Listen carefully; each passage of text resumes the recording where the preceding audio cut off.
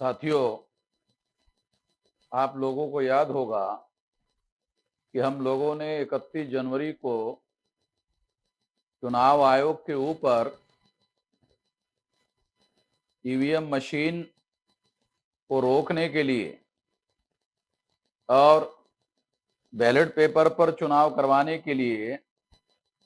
मांग करने वाला लाखों लोगों का मोर्चा निकाला था।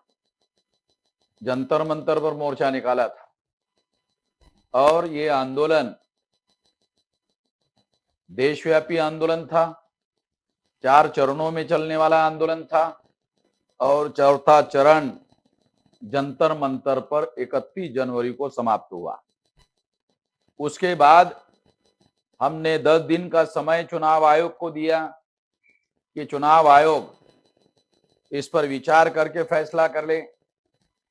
बैलेट पेपर पर चुनाव करने के लिए और 10 दिन का समय दिया गया, मगर चुनाव आयोग ने ये जो संविधान बचाओ, देश बचाओ और लोकतंत्र बचाओ जो आंदोलन था, उसके तरफ उन्होंने ध्यान नहीं दिया। इसलिए अब हमने ये निर्णय लिया कि सारे देश भर में देश बचाओ, संविधान बचाओ, लोकतंत्र बचाओ आंदोलन शुरू करने के लिए सारे देश भर में भारत मुक्ति मोर्चा और बहुजन क्रांति मोर्चा के लोगों को ये निर्देश दिया जा रहा है कि वो उसकी कमेटियां, संविधान बचाओ, देश बचाओ और लोकतंत्र बचाओ की कमेटियां जो है वो सारे देश भर में राष्ट्रीय स्तर पर हम लोग बना चुके हैं, राज्य स्तर पर हम लोग बना चुके हैं,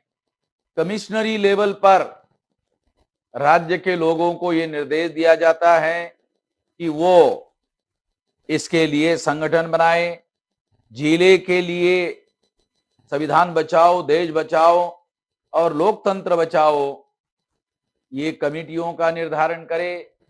और जिले के नीचे तहसीलों में करे, ब्लॉक में करे, ग्राम पंचायत में करे और ग्राम में करे और ग्राम के अंदर बूथ लेवल तक ये संविधान बचाओ, देश बचाओ, लोकतंत्र बचाओ कमेटियों का गठन किया जाए। और इसके लिए ये हम इसलिए कह रहे हैं ये संविधान बचाओ, देश बचाओ, लोकतंत्र बचाओ, क्योंकि ईवीएम के द्वारा वोट की चोरी हो रही है। स्वयं सुप्रीम कोर्ट ने ये कहा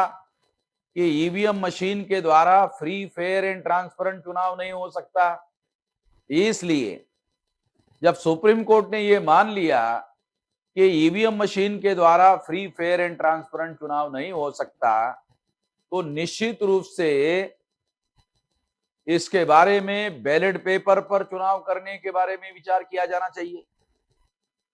और इसी के लिए ये आंदोलन की तैयारी की जा रही है।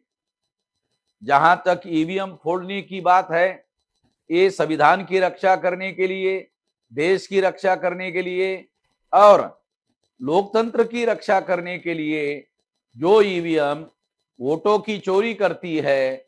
वो ईवीएम निश्चित रूप से देश विरोधी है, संविधान विरोधी है, लोकतंत्र विरोधी है। उसको फोड़ना जरूरी है, मगर फोड़ने का काम जिस दिन वोटिंग होगा उस दिन होगा और ये काम हो सकता है अप्रैल में हो, मई में हो, जून में हो, ऐसा हो सकता है। मगर तब तक सारे देश भर में लोगों को, कार्यकर्ताओं को ये निर्देश दिया जाता है कि ये कमेटियों का गठन करने का काम फौरी तौर पर, युद्ध लेवल पर, वार फुटिंग पर करने का काम किया जाए और इस संबंध में किसी प्रकार की कोताही कार्यकर्ताओं के द्वारा बर्दाश्त नहीं की जाएगी और इसको मॉनिटर किया जाएगा। इसको समय समय पर